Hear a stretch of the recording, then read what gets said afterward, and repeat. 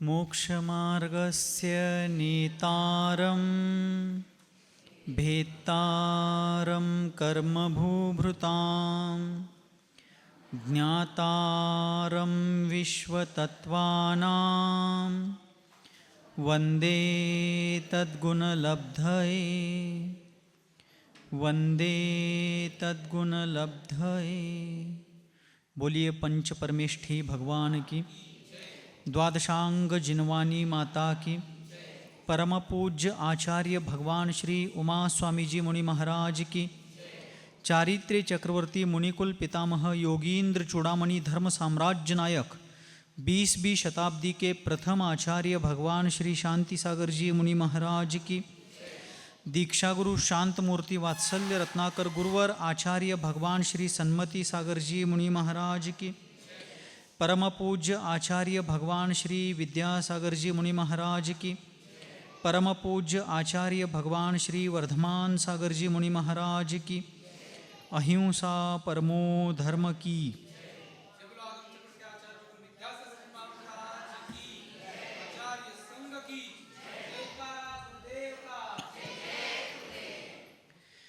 अनादिकालीन अज्ञान को मिटाने वाली यह जिनवानी माता की दिव्य अनुकंपा, महान कृपा हम सबको उपकृत कर रही है।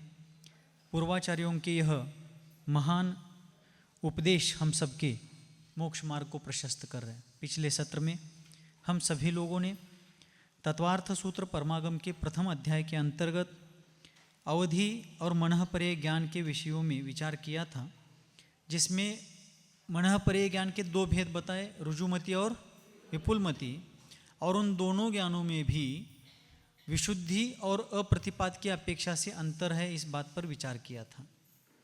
मनःपरे ज्ञान के प्राप्ति के कारण जीव में जो निर्मलता निर्माण होती है उसको विशुद्धि कहते हैं, और साथ साथ जो मनःपरे ज्ञानी रुजुमति को धारण करते हैं वे उपशम श्रेणी चढ़कर नीचे भी उतर सकते हैं, किंतु विपुलमति मनःपरे ज्ञान के धारक जीव है वे शपक श्रेणी चढ़ करके उसी भव से निर्वाण को, मोक्ष कल्याण को प्राप्त करते हैं, क्योंकि विपुलमति मनःपरे ज्ञान तद्भव मोक्षगामी मुनियों को ही होता है। होना ही चाहिए ऐसा कंपल्शन नहीं है, लेकिन होता है तो तद्भव मोक्षगामी निर्ग्रंथ मुनियों को ही होता है। तद्भव मोक्षगामी होने वाले जीवों को गृहस्थ दशा में नहीं होता है, मुनि अवस्था में ही होता है। ऐसी सब चर्चा हुई थी। तदुपरांत अवधि ज्ञान और मनःपरे ज्ञान में विशुद्धि, क्षेत्र, स्वामी, विषय आदि की अपेक्षा से क्या फर्क है, इस बारे में भी विचार किया था। अब आगे केवल ज्ञान का वर्णन करना चाहिए था, क्योंकि मति, श्रुत, अवधि, मनःपरे ज्ञान का वर्णन करने के बाद केवल ज्ञान का नंबर है, किंतु उसका वर्णन विशेष रूप से 10वें अध्याय में करेंगे। अब यहाँ पर प्रत्येक ज्ञान का उसके ज्ञेय पदार्थों से कैसा संबंध है। ज्ञेय पदार्थ, ज्ञेय कशाला म्हणायचं? जिसको जानना है उसको ज्ञेय कहते हैं, जिसके द्वारा जानते हैं उसे ज्ञान कहते हैं, और जानने वाला ज्ञाता अर्थात आत्मा है। ज्ञान, ज्ञाता और ज्ञेय, जिसके द्वारा जीव जानता है वो ज्ञान है, ज्ञान के द्वारा जानने वाला जो जीव है वो ज्ञाता है, और जिस वस्तू को जान रहा है वो ज्ञेय है। मराठीमध्ये आपण ज्ञेय म्हणतो, हिंदीवाले ज्ञेय म्हणतात, ते प्रांतिक उच्चारण है, प्रांतीय उच्चारणों के कारण इस प्रकार फर्क होता है। अब यहाँ पर मति और श्रुत ज्ञान के विषयभूत पदार्थों का वर्णन करते हुए पहले अध्याय का 26वां सूत्र कहते हैं, 26वां सूत्र तेच, मति श्रुतयोर निबंधो द्रव्येष्व सर्व द्रव्येष्व सर्व पर्यायेषु मतिश्रुतयोर निबंधो द्रव्येष्व सर्व पर्यायेषु। अब यहाँ पर आचार्य देव कहते हैं कि मति और श्रुत ज्ञान जो है, इन दोनों का निबंध अर्थात नियम अर्थात संबंध, संबंध का मतलब क्या? ज्ञान ज्ञेय संबंध, ज्ञान आणि ज्ञेयाचा संबंध। ज्ञानाचा अर्थ काय? अनेन ज्ञायते इति ज्ञानम, जिसके द्वारा जीव जानता है वह ज्ञान है। अब अपन जान रहे ग्रंथ है, माइक है, मनुष्य बैठे, गृहस्थ है, मुनि है इत्यादि, किसके द्वारा जान रहे हैं? ज्ञान के द्वारा जान रहे हैं। उस ज्ञान के लिए इंद्रिय, प्रकाश, मन आदि सहायक है, क्योंकि हमारा ज्ञान परोक्ष ज्ञान है। तो हम जिस ज्ञान के द्वारा जान रहे हैं वह मति ज्ञान है, और मति ज्ञान पूर्वक जानने वाला श्रुत ज्ञान होता है। तो मति और श्रुत ज्ञान का निबंध अर्थात संबंध किनके साथ होता है? द्रव्येषु असर्वपर्यायेषु। द्रव्येषु सर्वपर्यायेषु सूत्र में संधि हुई है ना, तो उसका संधि विच्छेद करने पर क्या होगा? द्रव्येषु असर्वपर्यायेषु। मति ज्ञान और श्रुत ज्ञान सभी द्रव्यों को जानता है। द्रव्य कितने हैं? अनंत है। पक्का हो गया आपका? द्रव्य कितने हैं? अनंत है। उनके प्रकार 6 हैं। ठीक है, तो उन सभी द्रव्यों को मति और श्रुत ज्ञान जानते हैं, किंतु उनकी सभी पर्यायों को नहीं जानते हैं। क्या नहीं होता है? मति ज्ञान और श्रुत ज्ञान सभी द्रव्यों को जानते हैं, किंतु उनकी सभी पर्यायों को नहीं जानते हैं। मतलब हम लोग मति और श्रुत ज्ञान के द्वारा, मति ज्ञान और श्रुत ज्ञान का विषय तो आपको स्पष्ट हुआ होगा। किसको कहते हैं मति और श्रुत ज्ञान? तदिंद्रियान इंद्रिय निमित्तम। जो इंद्रिय प्रकाश मन आदि के निमित्त से पदार्थों को जानता है वो मति ज्ञान है। और श्रुतम मति पूर्वम, जो श्रुत ज्ञान मति ज्ञान पूर्वक होता है, अर्थात मति ज्ञान ने जाना कि आम है, और श्रुत ज्ञान क्या जानता है कि ये रत्नागिरी हापुस है, देवगढ़ हापुस है, अमुक है, तमुक है, उसकी विशेषताओं को अगला विशेष ज्ञान होना ये श्रुत ज्ञान है। ये मनुष्य बैठे हैं, ये हो गया मति ज्ञान, और उसमें स्त्री है, पुरुष है, गृहस्थ है, साधु है, छोटे हैं, बड़े हैं, बूढ़े हैं, इत्यादि ज्ञान होना ये श्रुत ज्ञान है। ठीक है, तो मति ज्ञान पूर्वक ही श्रुत ज्ञान होता है। 9वीं पूर्वक ही 10वीं होती है, बराबर। बाल्यावस्था पूर्वक ही युवावस्था, युवावस्था पूर्वक ही वृद्धावस्था होती है। उसी प्रकार मति ज्ञान पूर्वक ही श्रुत ज्ञान होता है। तब आचार्य कहते हैं ऐसे मति और श्रुत ज्ञान के द्वारा विश्व के सभी पदार्थों को जाना जाता है।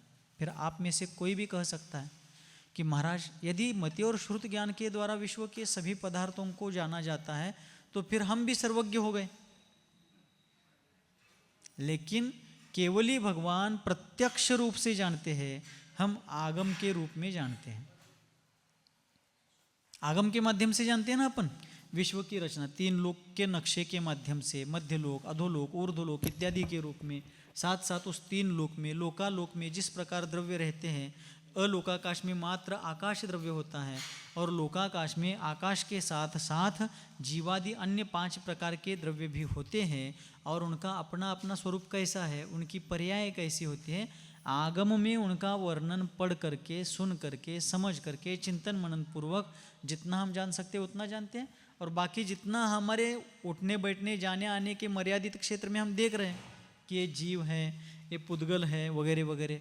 इस प्रकार जैसे प्रत्यक्ष और परोक्ष 2 प्रमाण हैं, ठीक है। तत्प्रमाणी सूत्र है ना, क्या मतलब है उसका? तत्प्रमाणी यह जो सूत्र है संस्कृत भाषा वाला सूत्र है, उस दिन भी बताया था। तत् यानी वह मति ज्ञान आदि जो 5 प्रकार के ज्ञान हैं, 5 ज्ञान हैं, प्रमाणी अर्थात 2 प्रकार के प्रमाणों में विभक्त है। प्रमाण ये द्विवचन है, प्रमाणम प्रमाणे प्रमाणानि, चारित्रम चारित्रे चारित्रानि। ठीक है, और उस समय एक बात बताई थी कि विशेष के वचन विभक्ति और लिंग के अनुसार ही विशेषण के वचन विभक्ति और लिंग होते हैं। शब्द भी स्त्रीलिंगी, पुल्लिंगी, नपुंसक लिंगी होते वगैरे सब बताया था। महाराज सांगितलंय खरं, पुढचं पाठ असू द्या, मागचं सपाट झालं तरी प्रयत्न केलं तर ते पण पाठ होते, प्रयत्न करत राहूया। हाँ, तो इसमें बताया कि प्रमाण के 2 भेद है, परोक्ष प्रमाण और प्रत्यक्ष प्रमाण। उसमें मति और श्रुत ज्ञान आद्य परोक्षम, वो भी द्विवचन है, आद्य, पहले 2 ज्ञान परोक्ष प्रमाण है।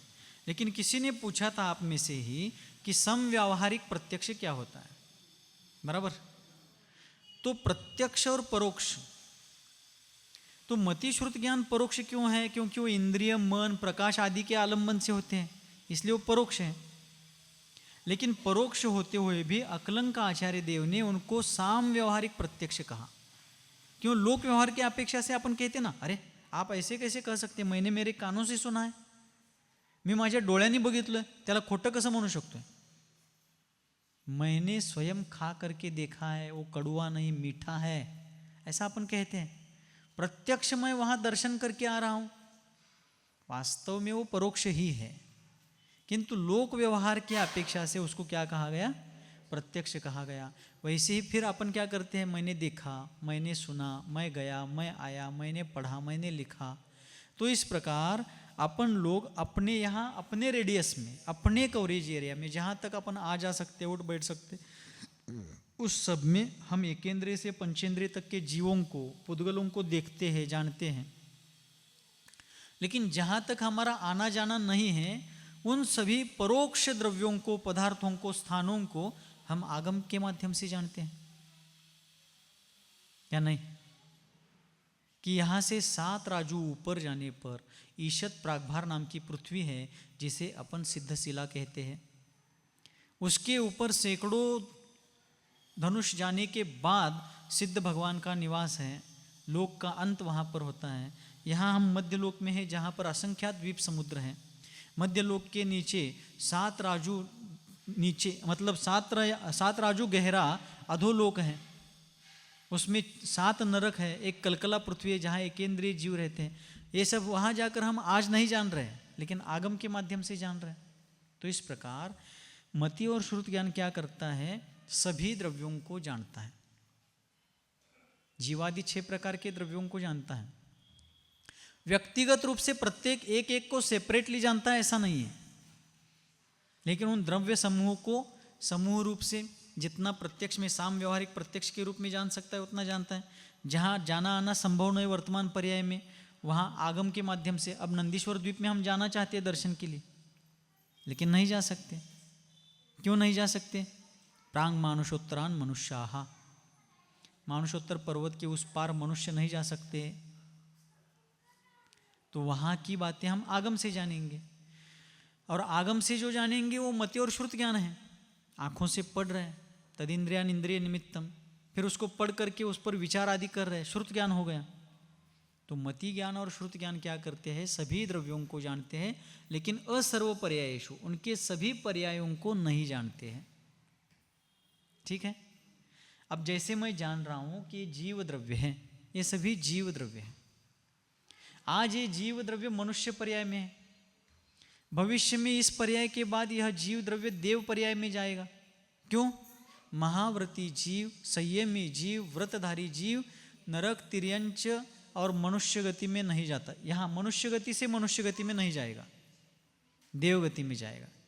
देवगति से फिर मनुष्य गति में आएगा, लेकिन संयम पूर्वक मर करके तुरंत मनुष्य नहीं बनेगा, स्वर्ग में जाएगा। या तो निर्वाण को प्राप्त होगा या स्वर्ग को प्राप्त होगा। ठीक है।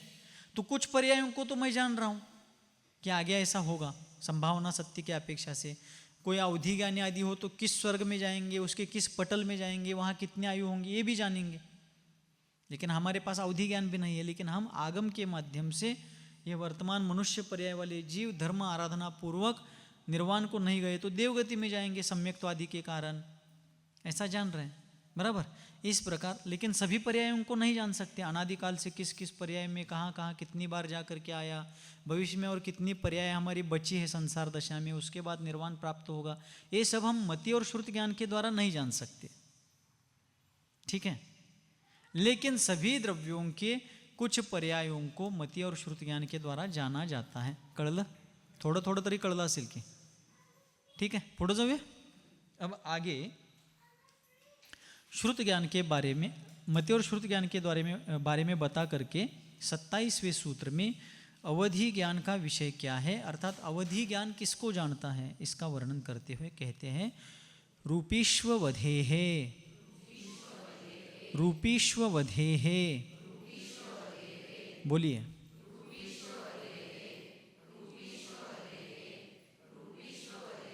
बस रूपीषु अवधेः, सूत्र का संधि विच्छेद किया गया। रूपीषु अवधेः, रूपीषु, रूपीषु के अंत में उकार आया है, और उ वर्ण के आगे, उ और उ दो है ना, ह्रस्व और दीर्घ, उ और उ के आगे दूसरा कोई भी स्वर आता है तो उ का व होता है। कातंत्र व्याकरण में एक वमु वर्ण सूत्र आता है। उ और उ के आगे दूसरा कोई भी स्वर आवे तो उस उ का व होता है, और आगे का स्वर उसमें जुड़ जाता है। एक बार देखते हैं संक्षेप में।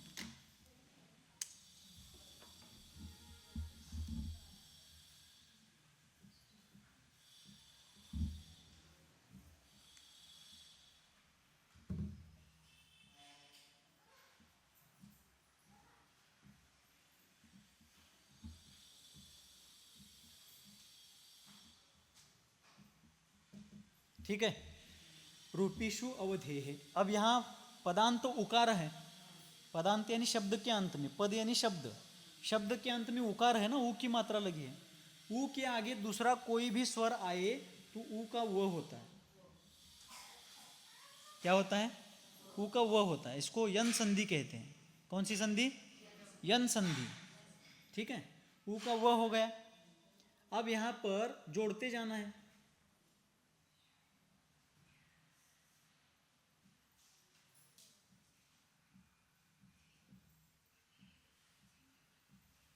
ये श आधा है ना, श में जो ऊ था वो व बन गया है। कड़ा लगा ना, श का श तो है ही, लेकिन शु में जो ऊ था उसका क्या हो गया? व हो गया। अब आगे अवधे का अ आया है। ये अ जो है, यह अ की मात्रा व में लग जाएगी और अ इसमें आ जाएगा। रूपीष्ववधे है, क्या हो गया? रूपीष्ववधे है। अ का लोप नहीं हुआ है, अ का वो आकर के वो में जुड़ गया है। वो पहले हल था ना, हल मतलब जिसमें कोई स्वर नहीं था, अब अ आकर के इसमें जुड़ गया, पूरा हो गया वो। रूपीष्ववधे है। ठीक है, तो अवधे है, अवधि ज्ञान का विषय है रूपी पदार्थ। अवधि ज्ञान का विषय कौन है? रूपी मतलब रूप यानी वर्ण, कलर, रंग, जिसमें स्पर्श, रस, गंध और वर्ण ये चार मुख्य लाक्षणिक गुण हैं। ऐसे पुद्गल द्रव्य को रूपी द्रव्य कहते हैं। उसमें और भी अनंत गुण हैं, लेकिन उसका मुख्य लक्षणात्मक गुण स्पर्श, रस, गंध, वर्ण है। और फिर वह अवधि ज्ञान क्या करता है? रूपी पदार्थों को जानता है, अर्थात पुद्गल पदार्थों को जानता है। किन पदार्थों को जानता है?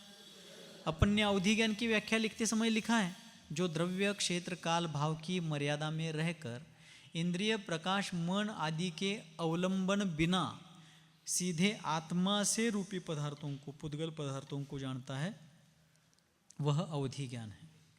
ठीक है, ऐसा जाना है, अपन ने विचार किया है, लिखा है। तो अवधि ज्ञान रूपी पदार्थों को जानेगा। तो रूपी पदार्थ कौन कौन से हैं? पुद्गल द्रव्य। पुद्गल द्रव्य रूपी है क्योंकि स्पर्श, रस, गंध, वर्ण से युक्त है, लेकिन उसके साथ साथ संसारी जीव भी मूर्तिक है व्यवहार से। क्यों? आता है आपको? चुकलो तर चुको दे, बोला। जीव को भी मूर्तिक क्यों कहा? हाँ, जीव स्वभाव से अमूर्तिक है, किंतु वह अनादिकाल से कर्मरूप पुद्गल और देह रूप पुद्गलों से बंधा हुआ होने के कारण व्यवहार से मूर्तिक कहलाता है। एक म्हण पण सांगितली होती तुम्हाला, मिरजेचं उदाहरण दिलं तर, मिरजेचं सांगा महाराज. ढवळ्यापाशी बांधला पवळ्या, वाण नाही पण गुण लागलं. मग उदाहरण काय दिलं तर? बैल का उदाहरण दिया था. एका शेतकऱ्याजवळ ढवळ्या नावाचा बैल होता. तो तपकिरी रंगाचा होता. बरं काळा घ्या, आपण तपकिरी लाल घेऊया. तपकिरी रंगाचा एक बैल होता, पण त्याला शेती कामाला अनेक बैल पाहिजे होता. मग तो बुधवारी मिरजेला गेला. आता तुम्हाला काय बुधवार मिरज ह्यो काय विषय शहरी माणसासनी येत नसेल खरं. मिरजेला गेला आणि तिथनं एक पांढऱ्या रंगाचा बैल घेऊन आला. तो बैल फार गुणवान होता, शांत संयमी होता, भद्र परिणामी होता. आणला, तो पांढऱ्या रंगाचा होता. आणून गोट्यात बांधताना त्याचं नाव ठेवला पवळ्या. हे उदाहरणाच्या माध्यमातून आपण समजून घ्या. जरा उदाहरण बसूया कुठं तर. मग ढवळ्या काय होता? तपकिरी रंगाचा, लाल रंगाचा होता आणि मारक्या स्वभावाचा होता. सारखं शिंगा हलवणार असं. लाल रंगाचा तो बैल होता का नाही, सारखे खंबाळगे असतात. आणि त्याच्याजवळ पवळ्याला आणून बांधला. त्याचं नाव पवळ्या ठेवला पांढऱ्या बैलाचा. पवळ्या शांत होता, काय खोडगुणी नव्हता, काय नव्हता, एकदम संयमी. पण ढवळ्यापाशी आणून बांधला आणि 4 दिवसानं ते बी शिंग हलवा लागले की. वाण नाही, वाण म्हणजे रंग, पण गुण लागलं. ढवळ्या लाल रंगाचा होता, पवळ्या पांढरा होता. पवळ्या लाल जवळ बांधल्यामुळे तो लाल झाला नाही, तो पांढराच राहिला. त्याला वाण लागलं नाही, त्याचा रंग आला नाही त्याच्यात, पण गुण लागलं.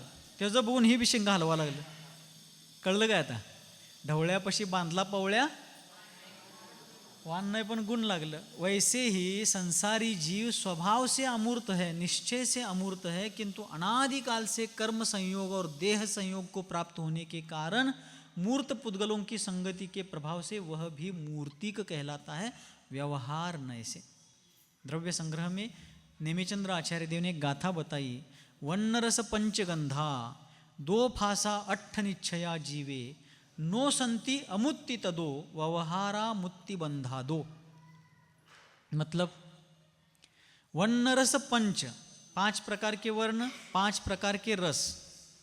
वन्नरस पंचगंधा, दो प्रकार के गंध.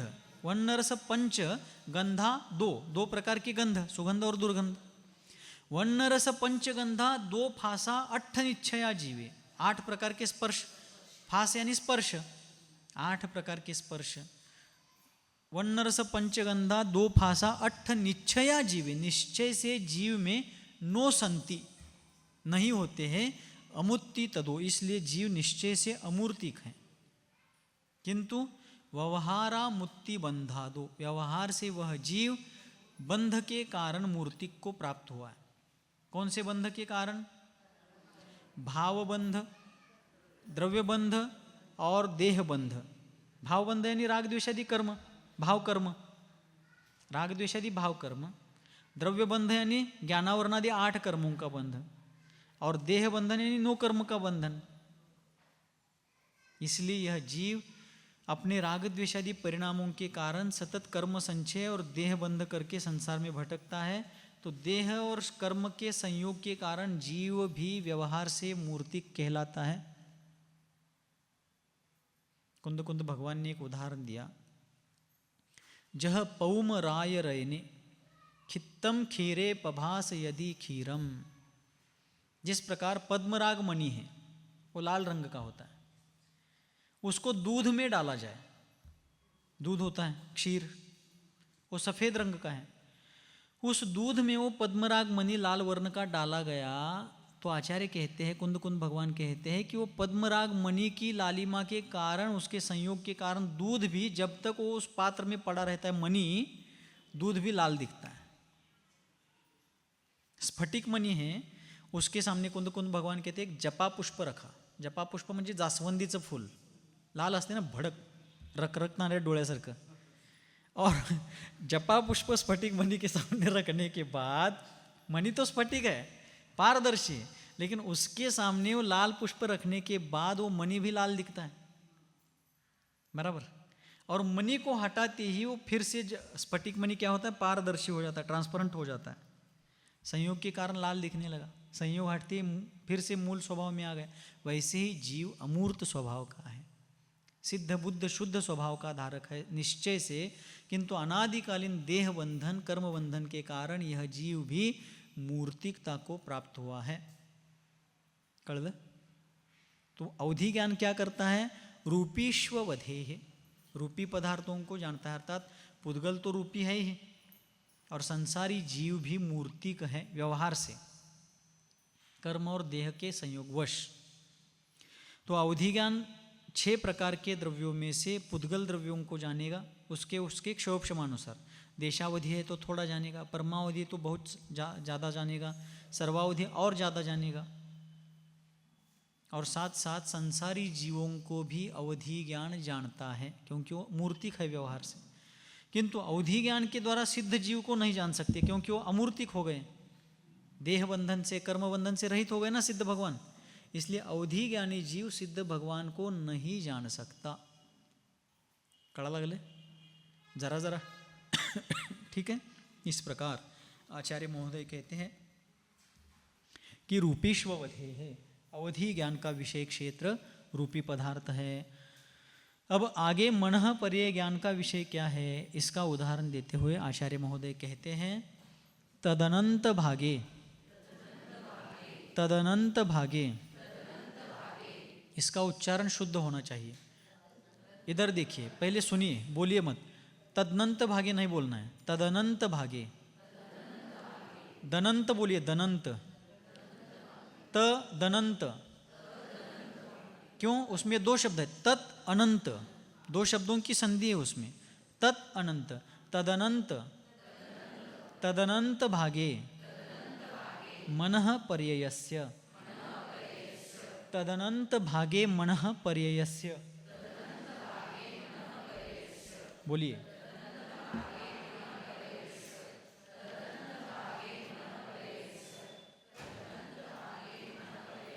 बस आचार्य महाराज कहते हैं तत् अनंत भागे, तत् यानी अवधि ज्ञान जिस वस्तु को जानता है उसके अनंतवें भाग को जानने में मनः पर्ययस्य, मनः पर्यय ज्ञान की प्रवृत्ति होती है। एक उदाहरण दिया यहाँ पुस्तक में। मान लेते हैं कि अवधि ज्ञान एक अनार को जानता है। अनार म्हणजे डाळिंब। हे लगेच आलं की हो, हे लगेच का आलं बरं? हे एवढ्या क्विकली येण्याचं कारण काय? अनार का मतलब डालिम होता है, ऐसा तुरंत बताया आपने। इसका कारण कुंद कुंद भगवान ने कहा समय सार में, सुद परिचिदानुभूदा सवस्सवि काम भोग बंध कहा। अर्थात काम कथा, भोग कथा, बंध कथा इस संसारी जीव के द्वारा अनादिकाल से अनंत बार सुनी गई है, देखी गई है, भोगी गई है, इसलिए इसके बारे में बताने की आवश्यकता नहीं पड़ती। तुरंत अनार म्हणजे डाळिंब है कि नहीं? एक अनार 100 बीमार, ऐसा कहते हैं, लेकिन उसमें थोड़ा संशोधन करना चाहिए ऐसा मुझे लगता है। एक अनार 100 बीमार, यानी एक अनार खाने पर 100 लोग बीमार हो गए ऐसा अर्थ होता है। बल्कि कहना ऐसा चाहिए 100 बीमार एक अनार, ऐसा उलटा कहना चाहिए। 100 लोक आजारी असतील की एक डाळिंब खाल्ल्यावर लाले लाल व्हायला पाहिजेत, म्हणजे ब्लड वाढायला पाहिजे त्यांचं। ठीक है, जो भी हो, लेकिन ये तुरंत आता है। क्यों? हमारे पास अनादिकाल से ये संस्कार पड़े हैं। तो यहाँ पर उदाहरण दे रहे हैं कि एक अनार है, डाळिंबा है। मान लेते हैं कि अवधि ज्ञान उस अनार को जानता है। अवधि ज्ञान क्या कर रहा है? उस अनार को जानता है। तो मनः पर्यय ज्ञान इतना सूक्ष्म है कि वो उस पूरे अनार को तो जानता ही है, लेकिन उसके एक एक दाने को भी सेपरेटली जानता है। एक अनार को जानना यानी अनार के दानों को समूहात्मक रूप से जानना। एक अनार में 5-50 जितने भी दाने हों, उन सभी को अनार के रूप में, अखंड समुदाय के रूप में जान लिया अवधि ज्ञान ने। लेकिन मनः पर्यय ज्ञान बहुत तीक्ष्ण है, सूक्ष्म है। वह अनार को अनार के अखंड रूप में जानने के साथ साथ उसके एक एक दाने को भी सेपरेटली जानता है, स्वतंत्र रूप से जानता है। वो इतना सूक्ष्म है। क्यों? उसकी विशुद्धि अधिक है। कल देखा है अपन ने, विशुद्धि क्षेत्र स्वामी विषयेभ्यो वधि मनः पर्ययो हो, बराबर। इसलिए अवधि ज्ञान से भी मनः पर्यय ज्ञान सूक्ष्म है। तो कल अपन ने देखा था कि जैसे अवधि ज्ञान एक परमाणु को जानता है। यहाँ अनार का उदाहरण दिया स्थूल रूप से, अपन सूक्ष्म उदाहरण लेते हैं। अवधि ज्ञान एक परमाणु को जानता है, तो मनः पर्यय ज्ञान उसके अविभाग प्रतिच्छेदों को भी जानता है, अर्थात उसके शक्त्यांशों को भी जानता है। इतनी सूक्ष्मता मनः पर्यय ज्ञान की होती है। इसलिए मनः पर्यय ज्ञान का क्या है? सूक्ष्म स्वभाव होने से वह क्या करता है? उसके अनंतवे भाग को भी जानता है। इसलिए तत् अनंत भागे, सूत्र की रचना ही ऐसी की है। तत् यानी उस अवधि ज्ञान के द्वारा जाने गए पदार्थ के अनंतवे भाग को भी कौन जानता है? मनः पर्यय ज्ञान जानता है। इतना वह सूक्ष्म होता है। कळलं थोडं थोडं? डाळिंबाने त्याचे एक एक दाणे असं समजून घ्या, किंवा अथवा राजगिरा का लड्डू है। कळ्याचा लाडू घ्या, आता करणारच आहे की थोड्या दिवसात तुम्ही। कळ्याच घ्या सरळ, ते प्रॅक्टिसमध्ये भी येते, थोड्या दिवसानं करायचंच आहे। हाँ, बूंदी का लाडू है। तो अवधि ज्ञान बूंदी के लड्डू को जानता है, और मनः पर्यय ज्ञान बूंदी के लड्डू को जानने के साथ उसके एक एक बूंदी के दाने को भी जानता है। हमारा हे बरोबर मेळ बसला बघा, आता बरोबर परफेक्ट झालं बघा, आता लय सांगायला लागत नाही, झालं महाराज। तो इस प्रकार अवधि ज्ञान से भी मनः पर्यय ज्ञान का क्या होता है? विषय सूक्ष्म होता है। अब आगे केवल ज्ञान का विषय क्या होता है, इसके बारे में 29वां सूत्र कहते हैं। सूत्र क्रमांक 29। सर्वद्रव्य पर्यायेषु केवलस्य, सर्वद्रव्य पर्यायेषु केवलस्य। बोलिए।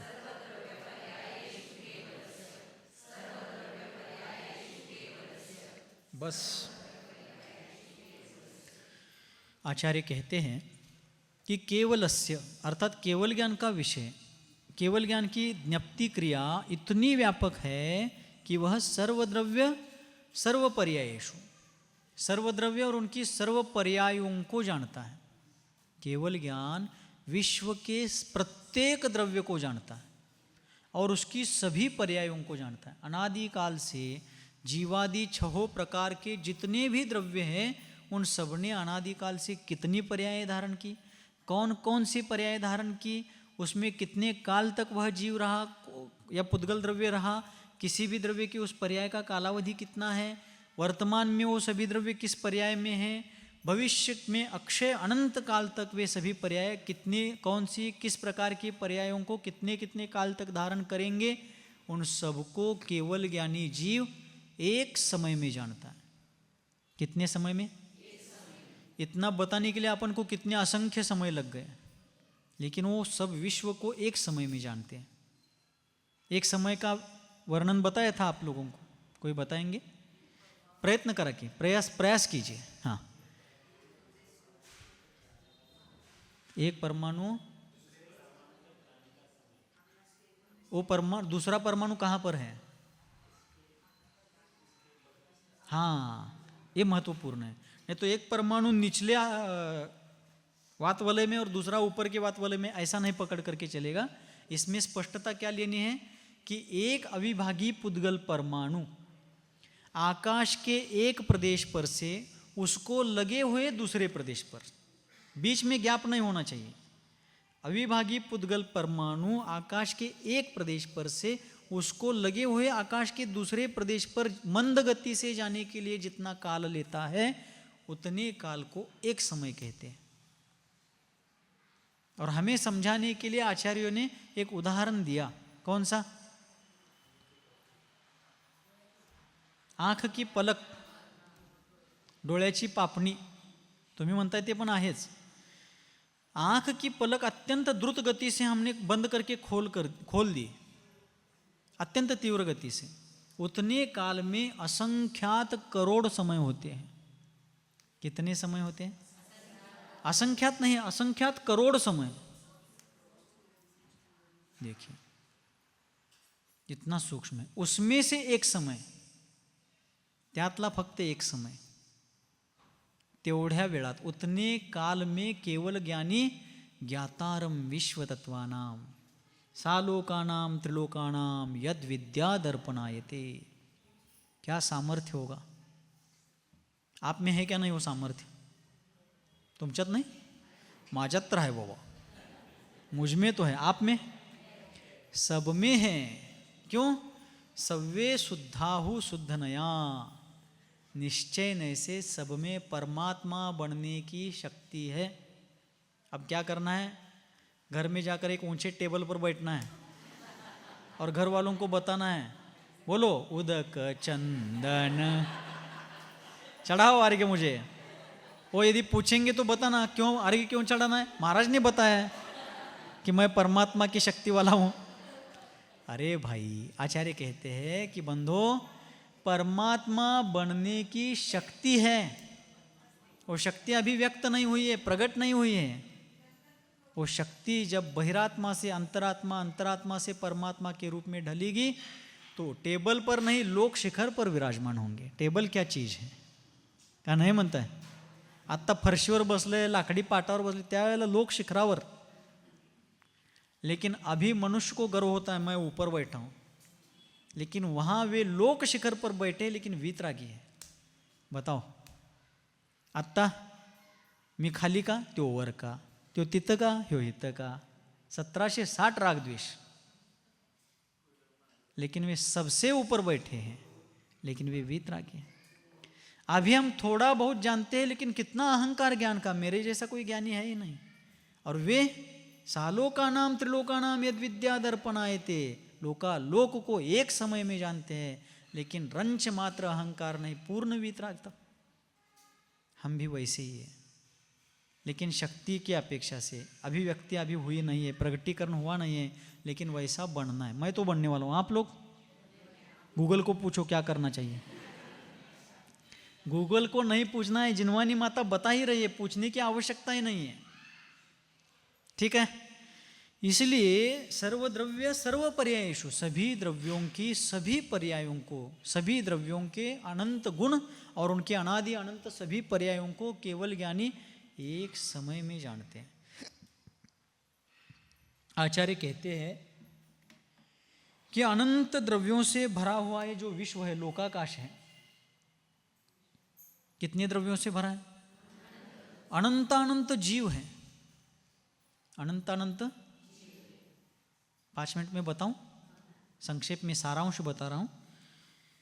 जैसे सम्मेद शिखर जी की वंदना के लिए अपन जाते हैं, उस समय क्या जय घोष देते हैं? अनंत अनंत सिद्ध भगवान की जय हो, ऐसी घोषणा करते हैं। आचार्य कह रहे हैं कि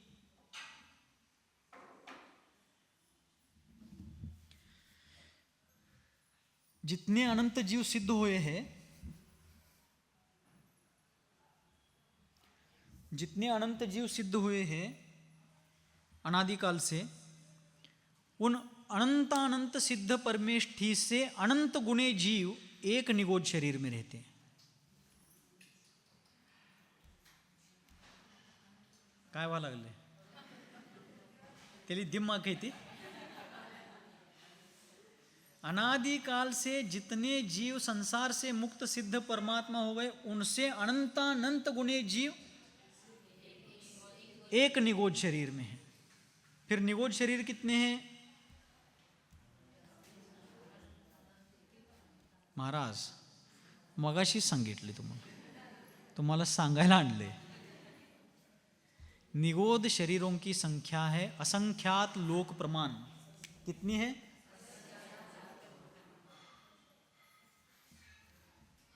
असंख्यात लोक, ये संदृष्टि है, मतलब चिन्ह। गोमटसार जीवकांड आदि ग्रंथों में बार बार इतना बड़ा शब्द लिखते नहीं बैठते, असंख्यात लोक असंख्यात लोक असंख्यात लोक। शुरुआत में 1-2 बार कहेंगे असंख्यात लोक, उसके बाद ये सिंबल है असंख्यात लोक का। ये तीन रेखाएं हैं, 3 लोक का प्रतीक है, ठीक है, और ये असंख्यात का प्रतीक है। कैपिटल लिपि का जो ए है स्मॉल लेटर्स में, कैपिटल नहीं स्मॉल लेटर्स में जो ए है, वो यहाँ पर असंख्यात का चिन्ह है। असंख्यात लोक। अब असंख्यात लोक मतलब क्या? काल परवा पण सांगितले, एका एकरामध्ये किती गुंठे? 40 गुंठे। एका एकरात जेवढे गुंठे आहेत तेवढे एकर घ्यायचं आता, म्हणजे 40 एकर म्हणजे किती गुंठे? 1600 गुंठे है कि नहीं? तो 1 एकड़ में 40,000 स्क्वायर फुट होते हैं जमीन, ठीक है। तो 40,000 स्क्वायर फुट है तो 40,000 एकर लीजिए, कोई बाधा नाही आहे। फुटामध्ये घ्या, इंचात घेतला तरी चालेल। 40,000ला 12 आणि गुणा करा, है कि नहीं? इतना सूक्ष्म गणित है। तो 40,000 स्क्वायर फुट है 1 एकड़ जमीन में, तो उतने एकड़ यानी 40,000 एकड़ लिए। अब 40,000 एकड़ में कितने स्क्वायर फुट हुए? अब गणित मत करते बैठिए। उसी प्रकार 3 लोक में जितने प्रदेश हैं, लोकाकाश में जितने प्रदेश है, एक परमाणु का एक प्रदेश होता है, जितने प्रदेश 3 लोक में लोकाकाश के हैं उतने लोकाकाश लेना है कल्पना से। माप टाकायला जाचला नाही। लोकाकाश के जितने प्रदेश है, जसे एका एकरात 40 गुंठे तर आपण 40 एकर घेतले, अथवा 40,000 स्क्वेअर फुट है तर 40,000 एकर घेतले। तो जैसे 3 लोक में जितने प्रदेश हैं उतने लोकाकाश लेना और उन सबके प्रदेशों का काउंट करना, त्यांची बेरीज करायची। उसको कहते हैं असंख्यात लोक। उतने शरीर हैं निगोदी जीवों के, और एक एक शरीर में अनंत अनंत सिद्धों के अनंत गुना जीव एक निगोद शरीर में। ऐसी निगोद पर्याय से प्रत्येक 6 महीने 8 समय में सिर्फ 608 जीव निकलते हैं। हम उसी में से निकले हुए हैं। बताओ,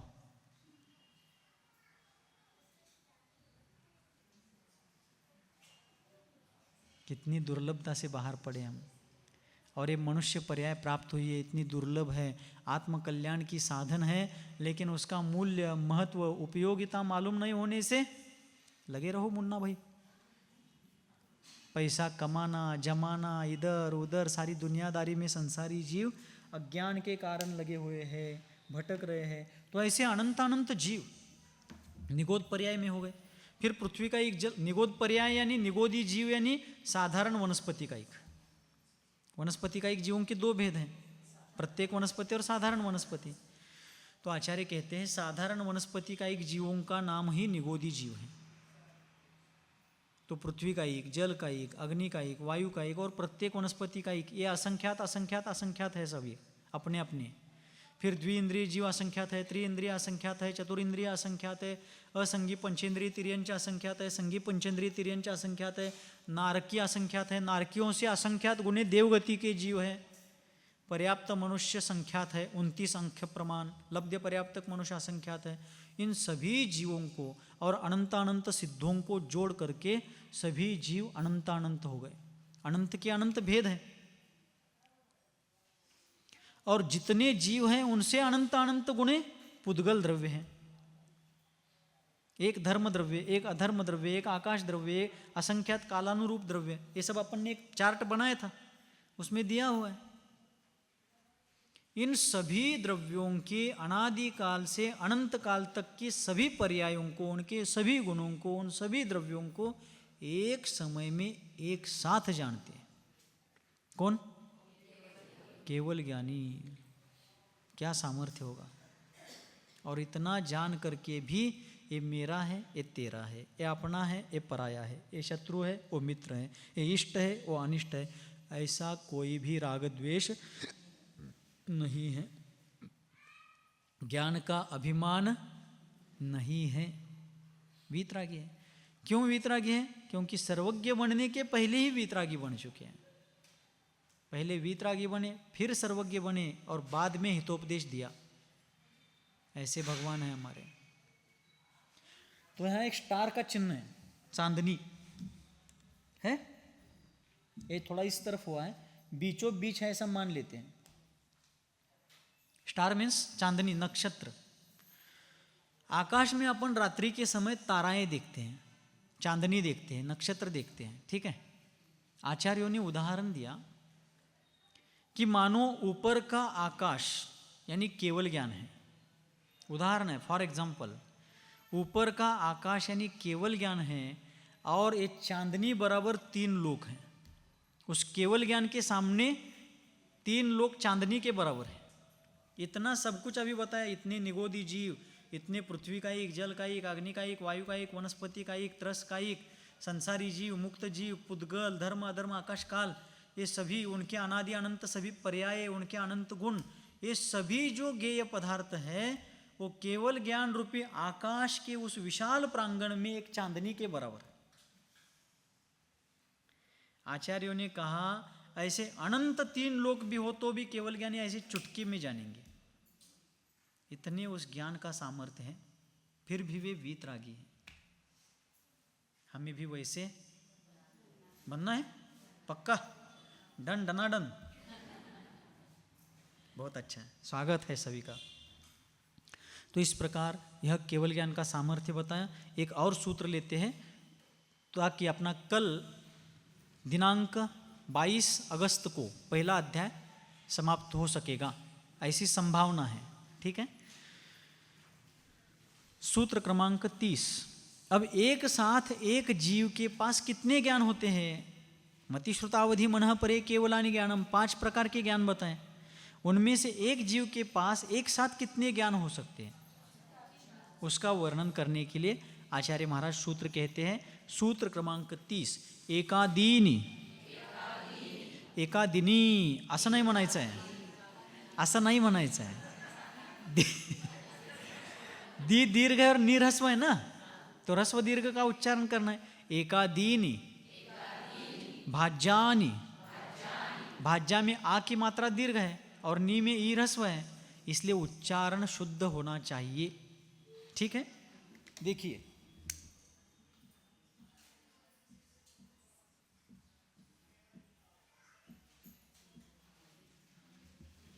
क्या फर्क है?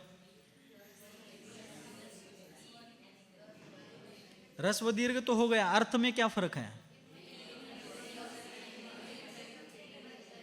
दिन यानी दिवस, और दीन यानी दरिद्र, गरीब, कंगाल।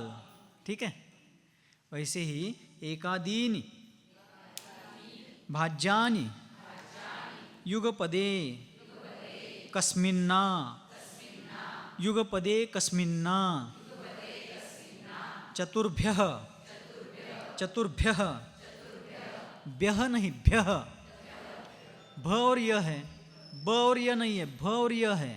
चतुर्भ्यः, चतुर्भ्यः एकादीनि भाज्यानि युगपदे कस्मिन्ना चतुर्भ्यः।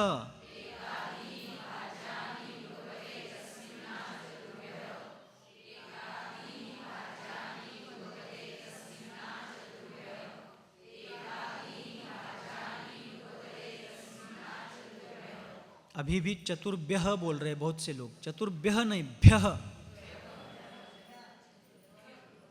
बड़े बड़े पुजारी लोग भी, पंडित म्हणलं तर आणि वाईट वाटते हो, पंडित प्रतिष्ठाचार्य म्हणलं तर ते आमच्यावर आला असं, पर्सनली किसी की बात नहीं है, जनरली बड़े बड़े पंडित प्रतिष्ठाचार्य पुजारी लोग भी ओम नमः सिद्धेभ्याम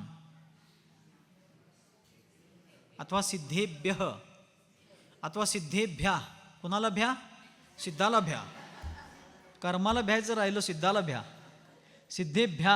मैंने सुना है वो बता रहा हूं, उच्चारण शुद्ध होना चाहिए। उच्चारण ओम नमः, नमः भी नहीं, नमः, ओम नमः सिद्धेभ्या नहीं, सिद्धेभ्या नहीं, सिद्धेभ्यः नहीं, सिद्धेभ्यः। भ और य दोनों को जोड़कर आगे विसर्ग, सिद्धेभ्यः, भ्यः, सिद्धेभ्यः। बोलिए, ओम नमः सिद्धेभ्यः, भ्यः नहीं भ्यः। बस अब वो आगे देखते हैं। तो यहां पर चतुर्भ्यः, चतुर्भ्यः एकादीनि भाज्यानि युगपदे कस्मिन्ना चतुर्भ्यः। हाँ, नीचे सूत्र के नीचे जो उन्होंने उच्चारण के लिए विश्लेषण दिया है उसमें चर्तुभ्य हुआ है, और ऊपर का जो रेफ है वो त के बजाय य पर चाहिए, उतना सुधार कर लीजिए।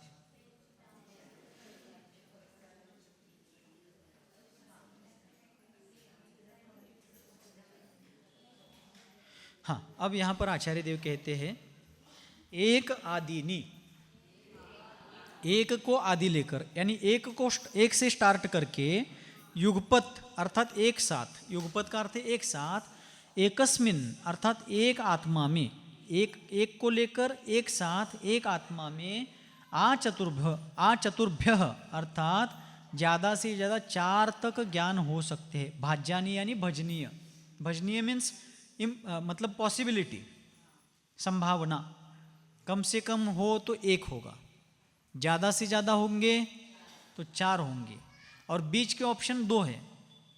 2 प्रकार के भी ज्ञान हो सकते हैं, या तीन ज्ञान के 3 ऑप्शन हैं। 3 ज्ञान के कितने ऑप्शन हैं? 3। देखते हैं, जैसे कम से कम 1 ज्ञान है तो केवल ज्ञान होगा। कौन सा ज्ञान होगा?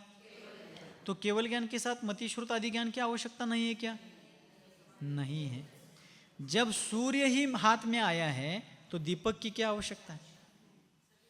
केवल ज्ञान के द्वारा लोकालोक को जाना जा रहा है, तो उसके होने के बाद चक्षु इंद्रिय आदि से जानने वाला जो मति आदि ज्ञान है उसकी आवश्यकता नहीं है। तो 1 ज्ञान होगा तो केवल ज्ञान, ठीक है। 2 ज्ञान होंगे तो मति ज्ञान और श्रुत ज्ञान। यदि वो जीव मिथ्या दृष्टि है तो कुमति और कुश्रुत। यहाँ सम्यक ज्ञान का प्रकरण है, इसलिए अपन सम्यक ज्ञान की अपेक्षा से देख रहे हैं, लेकिन मिथ्या दृष्टि को भी ज्ञान है ही, भले ही मिथ्या ज्ञान है लेकिन उसके पास भी ज्ञान है। तो 2 ज्ञान के 2 ऑप्शन हो गए। सम्यक दृष्टि है तो 2 सम्यक ज्ञान है, मति और श्रुत, ठीक है। और मिथ्या दृष्टि है तो 2 मिथ्या ज्ञान है, कुमति और कुश्रुत, ठीक है। 3 ज्ञान होंगे तो 2 ऑप्शन है, 3 ऑप्शन है, मति श्रुत अवधि या मति श्रुत मनः पर्यय, तीन ज्ञान के दो ऑप्शन हो गए सम्यक ज्ञान की अपेक्षा से। मति श्रुत अवधि, मति श्रुत मन पर्याय। सम्यक ज्ञान की अपेक्षा से तीन ज्ञान के दो ऑप्शन, दो पर्याय होंगे, और मिथ्या ज्ञान की अपेक्षा से एक पर्याय है, कुमति, कुश्रुत, को अवधि। ठीक है, तीन ज्ञानों के तीन ऑप्शन हो गए। तीन ऑप्शन में दो सम्यक ज्ञान के ऑप्शन है, एक मिथ्या ज्ञान का ऑप्शन। ठीक है, क्लियर। और चार ज्ञान होंगे तो सम्यक ज्ञान ही होंगे, केवल ज्ञान को छोड़कर बाकी चार, मति श्रुत अवधि मन पर्याय। क्लियर, मति श्रुत अवधि और मन पर्याय, ऐसे चार ज्ञान होंगे। ठीक है, इस प्रकार यहाँ पर आचार्य देव ने उपदेश दिया है। बचे हुए विषय को अगले सत्र में देखते हैं। बोलिए गुरुवर आचार्य भगवान श्री सन्मति सागर जी मुनि महाराज की। बोधि समाधि परिणाम शुद्धि स्वात्मोपलब्धि शिव सौख्य सिद्धि चिंतामणिं चिंतित वस्तुदाने त्वां वंदमानस्य ममास्तु देवी। नो जाप्य।